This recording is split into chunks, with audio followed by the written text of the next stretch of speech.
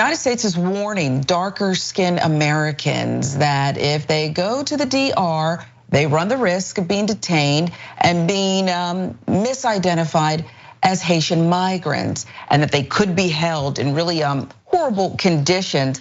Here's more about what exactly is going on there. In the Dominican Republic, Americans have reported being delayed, detained, or subject to heightened questioning at ports of entry and in other meetings with immigration officers based on their skin tone. That's according to the US Embassy. The following day, the Dominican Republic's Ministry of Foreign Affairs issued a statement pushing back hard, strongly rejecting what the American embassy had to say. Now that statement contradicts the excellent bilateral relationship that exists between the Dominican Republic and the United States in all spheres. Our country is the first trading partner of the United States in the Caribbean and the sixth in Latin America. That from the Ministry of Foreign Affairs in the DR. Atlanta Black Star came out with the story. The ministry says the Dominican Republic has advocated for change amid the humanitarian and political crisis racking its western neighbor on the island of Hispaniola.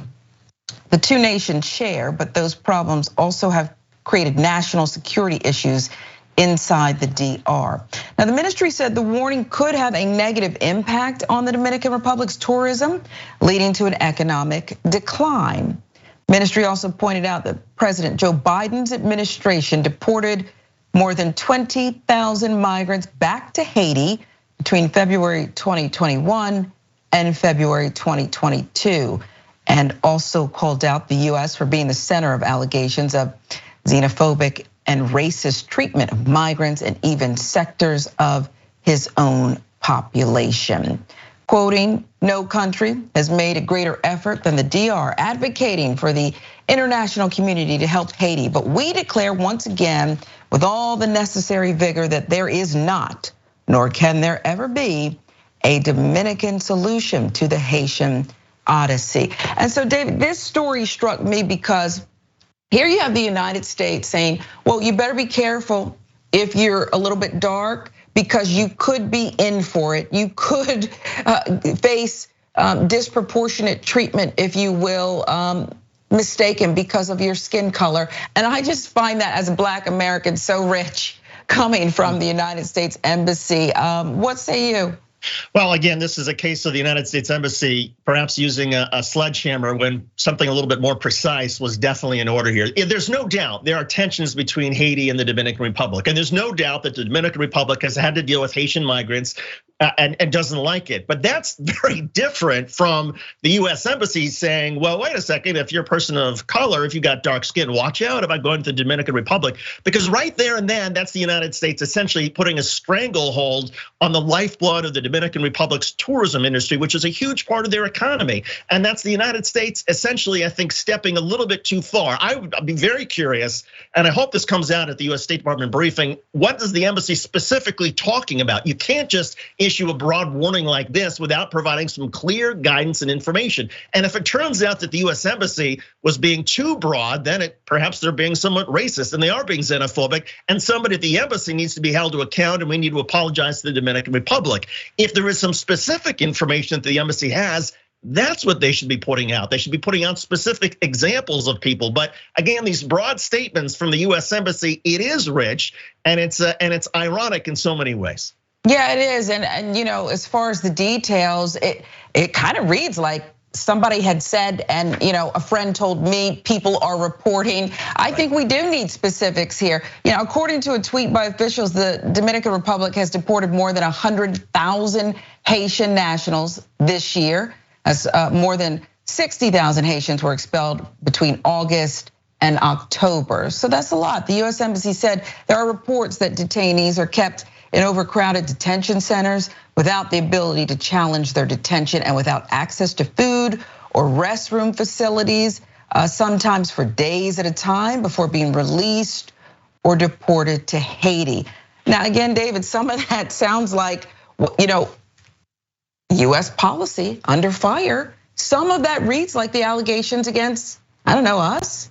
Right. I mean, the allegation here, at least as far as I understand it from the US Embassy, the State Department as well, the Dominican Republic, they lump all dark-skinned people together. The Dominican Republic is incapable of distinguishing between somebody who's from Haiti and somebody who just happens to have dark skin. Well, that's a very racist thing to say about the Dominican Republic. And the irony is, people could easily say that about the United States. We have racial profiling every day in the United States, where police officers, simply because of the color of your skin, will pull you over because they suspect that you have committed a crime. So it's one of these cases of the United States living in a glass house, but now throwing stones at somebody else. We need to be pretty careful about that, because the United States is just as guilty of doing what it is accusing the Dominican Republic of doing right now. Yeah, UN High Commissioner for Human Rights Volker Turk said in a November 11th statement, unremitting armed violence, systemic human rights violations in Haiti do not currently allow for safe, dignified, and sustainable return of Haitians to the country. I reiterate my call to all countries in the region, including the DR, to halt the deportation of Haitians. I also call on the Dominican Republic authorities to step up efforts to prevent xenophobia, discrimination, and related forms of intolerance on national, racial, or ethnic origin or immigration status. It says unacceptable, irresponsible. I want to give you an example of what Haitian migrants are facing in the DR. This was posted November 20th. It's disturbing. A pregnant Haitian woman is about to give birth in the Dominican Republic. She went to the hospital. President ordered the doctors not to take care of the Haitian woman or Haitian women in general who are pregnant. She gave birth in front of the hospital. So listen, we're not saying that there's not horrific conditions in parts of the world. Indeed, there are. To me, it's just as you said, it's the lack of moral authority here, or moral hierarchy here. It's the United States saying, do as I say, not as maybe I've done, maybe I'm not exactly transparent about, David.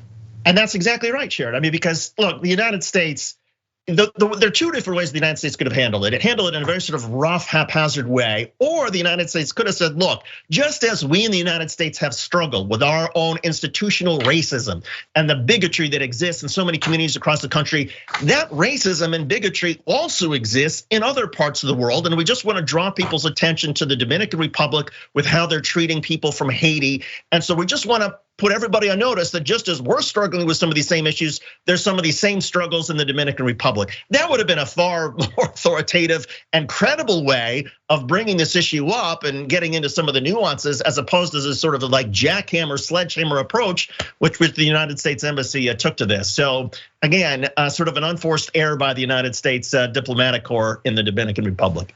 But I want you to stop it, David, or they're gonna steal you away to become the new spokesperson, maybe advise them as well on how to handle these situations. It's just incredible to me. And they don't usually like smell themselves until it's too late, until people start reacting to it. So we'll see if they have more details for us, if they'll be more transparent.